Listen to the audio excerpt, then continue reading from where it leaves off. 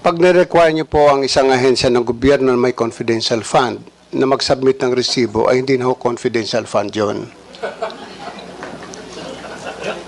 Kasi Mr. Chair, gusto ko lang pong doon. Kasi nire-require po yun ng joint circular.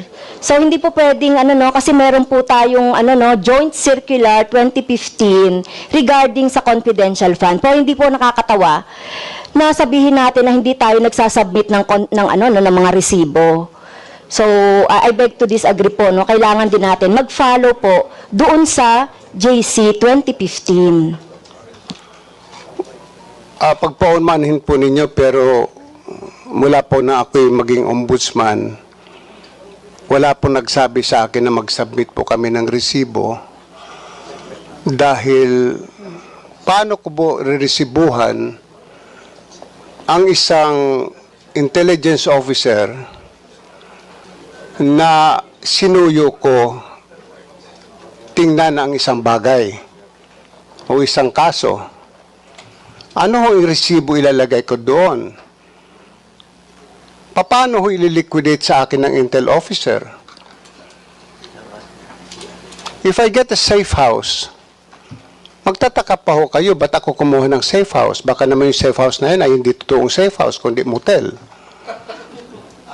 I mean, I really don't know. But if that is the case, na pag-uusapan po natin, pag-aawayan natin ng confidential fund, then, alisin ho nyo sa budget namin yung confidential fund.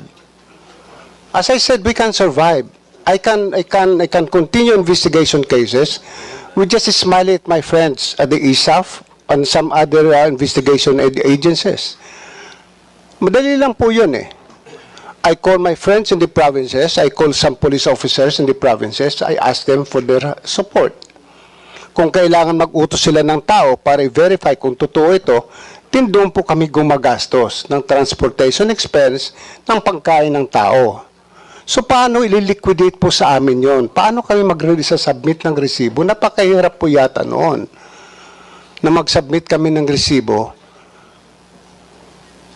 At siguro wala namang papayag din sa amin na intel officer na pag binigyan ko ng 50,000 pesos o i-liquidate mo sa akin, na tuwing sakay niya ng taxi, kung siya ay may, which I did it before, na pinamanmanan ako isang empleyado ng ombudsman, pinasundan ko, abay, siguro may hirapan yung intel officer na every now and then bibigay sa akin yung mga resibo ng gasolina.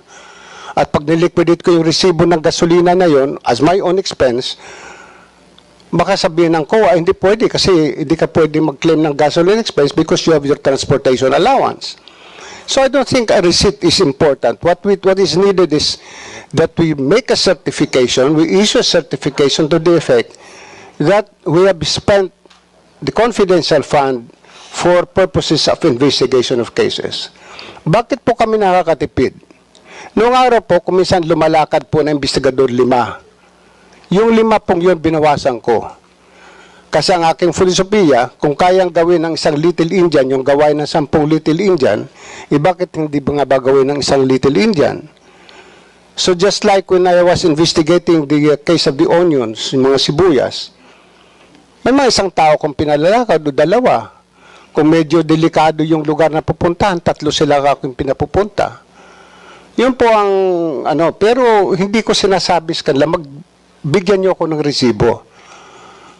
Kasi pag sila'y pupunta rin doon, mayroon mga binabayaran din sila mga tao na sinusuyo yung tao na to gather more evidence for us. Marami pong salamat.